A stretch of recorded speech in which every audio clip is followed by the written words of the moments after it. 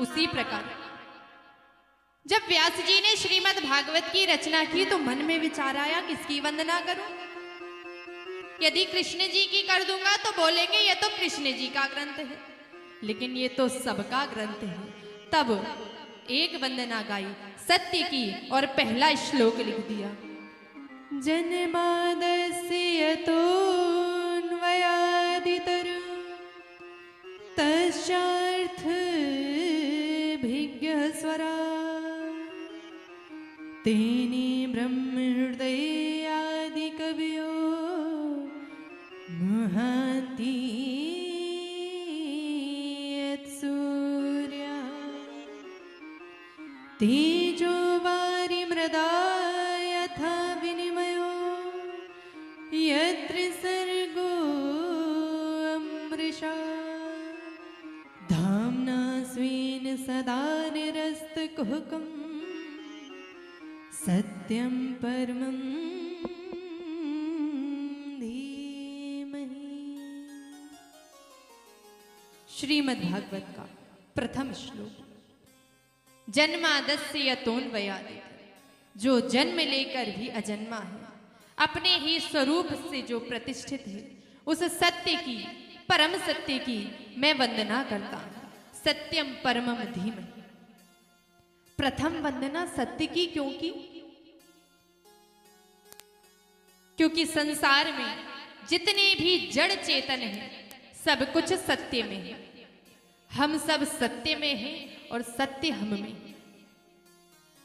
अब आपने व्रत तो खूब किए, मंदिर के चक्कर तो खूब लगाए, तीर्थ तो बहुत किए, लेकिन ये देखा कि जीवन में सत्य कितना है।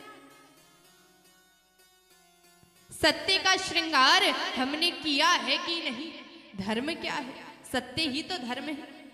बाबा गोस्वामी तुलसीदास जी कहते हैं, धर्म न दूसर सत्य समाना, धर्म न दूसर सत्य समाना, धर्म न दूसर सत्य समाना, धर्म न दूसर सत्य समाना,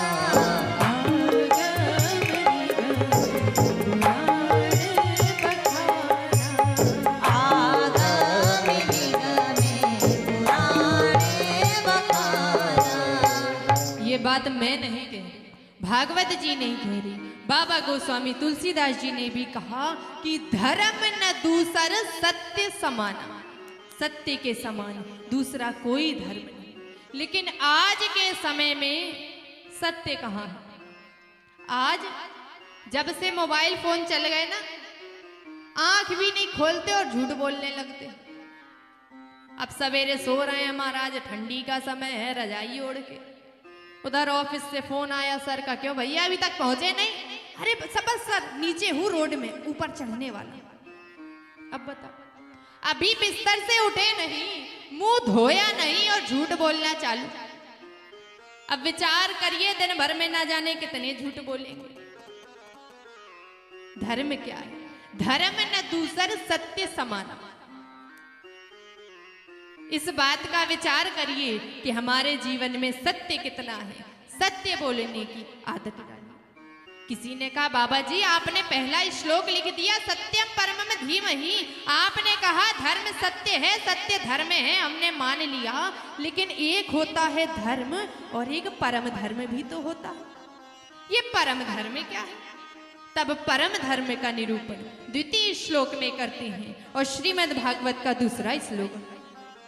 धर्म प्रोजित के त्रिवोत्र पर निर्मत सराणाम सता वेद्यं वा स्रवमत्र वस्तु शिवदं तापत्रयोन्मूलनम्। श्रीमद्भागवते महामुनिकृते किं वे परेरीश्वरः सद्यो हृदयवरुद्धि त्रिकृतिभिः शुश्रूषो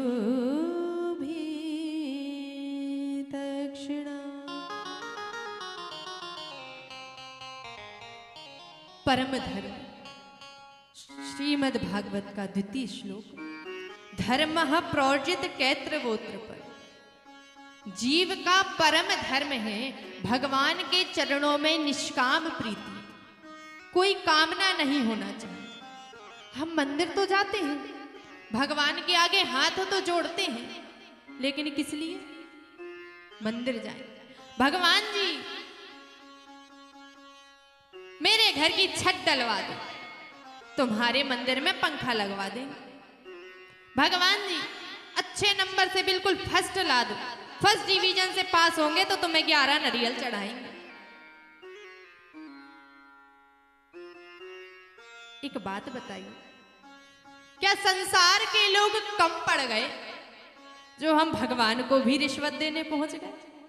अरे उन्हें आपके पंखे, आपके नारियल, आपके लड्डू से क्या लेना देना? संसार को चलाने वाले, उन्हें क्या मतलब आपके 11 नारियल से? क्या वो जानते नहीं कि आपको क्या चाहिए क्या नहीं चाहिए और क्या क्या मांगोगे? अच्छा, यहां इतने लोग हैं, कितने लोग मानते हैं कि भगवान से मांगना चाहिए? हाथ उठाइए। 1 2 बस 3 4, 2 ना उठाइए, कहीं हाथ उठा, गिनती गड़बड़ हो जाएगी। ठीक है, कितने लोग ऐसे हैं जो मानते हैं कि भगवान से नहीं मांगना चाहिए? वो हाथ उठाइए ना हाथ। और कितने लोग हैं जो घर से निर्णय लेके आए, चाहे कच्छु भी हो जाए, हाथ तो उठाएंगे नहीं। प्रेम से बोलिए राधे राधे। यूं है तो यूं ही रहेगा, है ना? चलिए, अच्छी बात है। भगवान से मांगना चाहिए या नहीं, ये आपके विचार हैं। मांगिए, एक बात है, जो मांगोगे वो मिलेगा। ठाकुर जी बड़े दयालु हैं, आप जो मांगोगे वो दे देंगे, लेकिन मांगने पर जो मांगोगे वो मिलेगा, और नहीं मांगोगे तो आप विचार भी नहीं कर सकते आपको क्या क्या मिल जाएगा। इसलिए भगवान से कभी मांगना नहीं चाहिए। बस जाकर खड़े हो जाओ और भगवान से एक ही बात बोलो, क्या? जो पहले दिया है वो कुछ कम नहीं है, उसी को निभाने के काबिल नहीं हूँ। भगवान के दरबार पर जाओ, सामने खड़े हो जाओ और बस एक ही बात बोलो, क्या? मैं आ तो गया हूँ मगर जानता हूँ, मैं आ तो गया हूँ मगर जानता हूँ, तेरी दर पे आने के काबिल नहीं हूँ। तेरी मेहरबानी कहे बुझे इतना, जिसे मैं उठाने के काबिल नहीं हूँ। जब भी भगवान के पास जाएं, बस यही भाव लेकर जाएं। और एक बात जानते हैं, संसार में जितनी भी चीजें हैं सब खुद को मांगती हैं। अंग्रेजी में एक बड़ी सुंदर कहावत है, अंग्रेजी समझते हैं? कितने लोग समझते हैं? चलिए, अच्छी बात है। एक कहावत है कि time says follow me. Time यानी समय। Time says follow me, just follow me and forget everything. समय कहता है बस मेरे पीछे भागो, मेरे पीछे भागो और सब कुछ भूल जाओ। मनी सेज अर्न मी। मनी यानी पैसा। Money says earn me, just earn me and forget everything. बस मुझे कमाओ, मुझे कमाओ, मुझे कमाओ और सब कुछ भूल जाओ। But do you know what my Krishna says? आप जानते हैं हमारे ठाकुर जी क्या कहते हैं? My Krishna says just remember me, remember यानी याद करना, you just remember me and I give you everything which you want in your life, केवल और केवल मुझे याद करो, मैं वो सब तुम्हें दूंगा जो तुम तुम्हारे जीवन में चाहते हो। इसलिए जीव का परम धर्म है भगवान के चरणों में निष्काम प्रीति।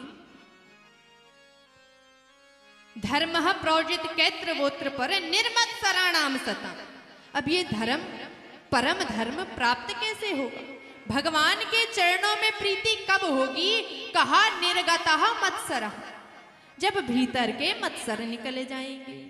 भीतर के मत्सर ये क्या है? बोले भीतर मत्सर होते हैं, काम, क्रोध, लोभ, मोह, अभिमान, ये मत्सर है। ये हमें भीतर से परेशान करते हैं। वैसे देखा जाए तो बाहर भी परेशान करने वाले हैं, लेकिन उनका नाम थोड़ा अलग है।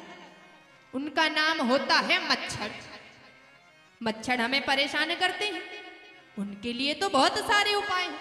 मच्छरदानी लगाएंगे, वो क्या बोलते हैं, कछुआ छाप, कछुआ छाप जलाएंगे, ओडोमोस लगा लेंगे। बाहर के मच्छरों के लिए तो है उपाय, लेकिन भीतर के मच्छर के लिए क्या? तो कहा भीतर के मच्छर के लिए है भगवान की कथा। भगवान की कथा ही सुनना चाहिए, भगवान की कथा ही गुनना चाहिए। और कैसी है ये कथा? कहा शिवदम शिवम ददाति कल्याणम इति शिवदम, कल्याण प्रदान करती है। और कल्याण करने वाली ये कथा अभी आपने सुनी नहीं?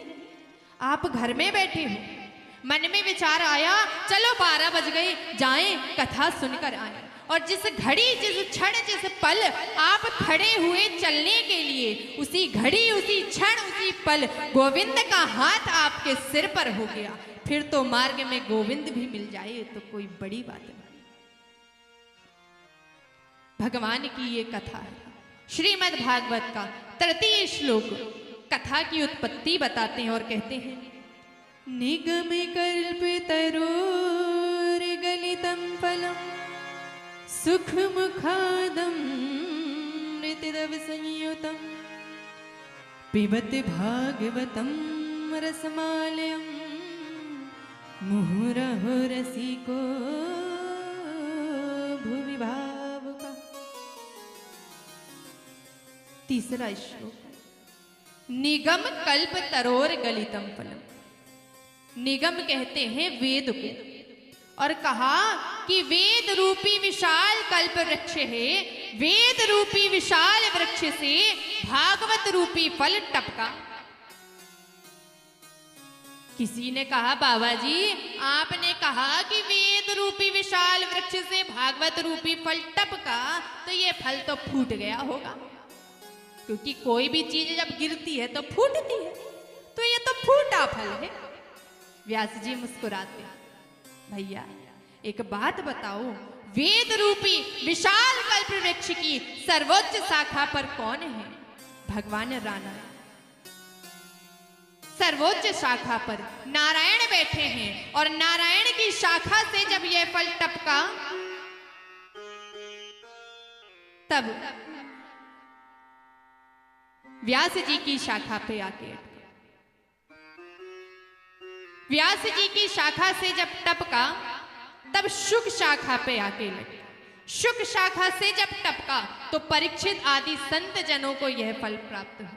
इसलिए टूटा फूटा नहीं, यह तो शनह शनह अखंड मेवावतीर्णम, शाखा से शाखा आया है, टूटा फूटा नहीं, साबुत फल है। गलितम, गलितम का अर्थ होता है मीठा, पका हुआ। किसी ने कहा बाबा आपने कहा कि फल पका हुआ है, मीठा है, प्रमाण क्या है? क्योंकि आज के समय में बिना प्रमाण के तो कोई बात नहीं मानता। तो क्या प्रमाण है कि फल मीठा है? फल तो खट्टा भी होता है।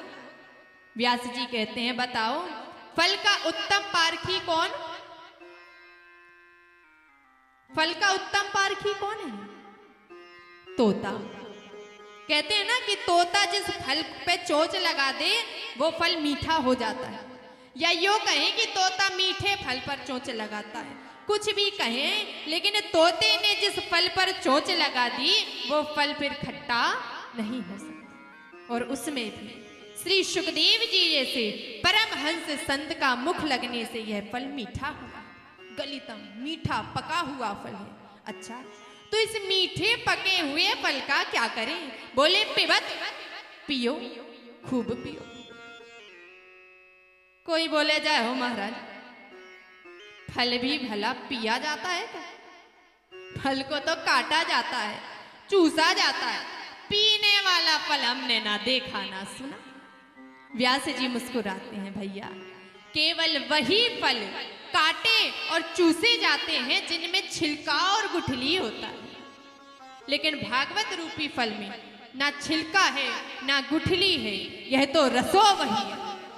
भागवत श्रुतियों में प्रभु को ही रस कहा गया है और उसी रसराज श्री कृष्ण के चारु चरित्र भरे हैं, इसलिए प्रभु के चरित्रों से भरे इस फल को पियो, मुहु, एक बार नहीं, 2 बार नहीं, 10 बार नहीं, 50 बार पियो।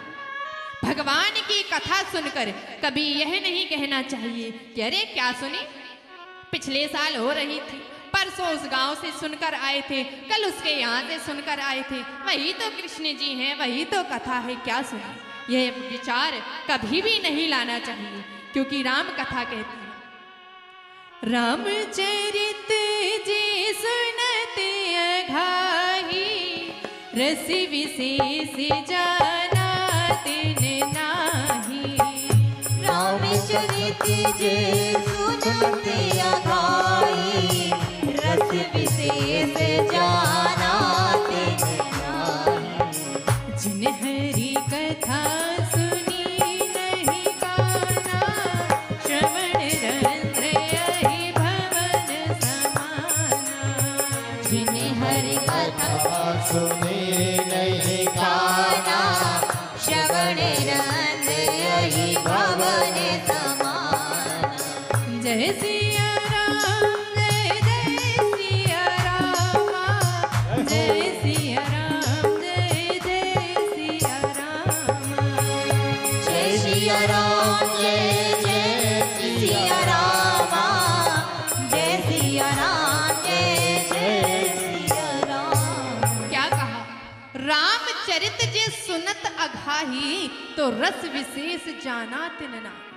भगवान की कथा सुनकर जो अघ जाए तो समझ लेना उसने कथा के रस को जाना नहीं, और जितनी कथाएं सुनी सब व्यर्थ हो गई।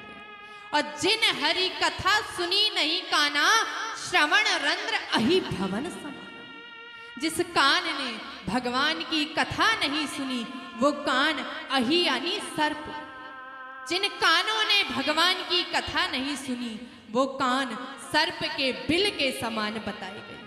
इसलिए प्रभु की कथा को खूब सुने, खूब सुने, प्रभु के नाम को जितना ले सकें उतना ले। आज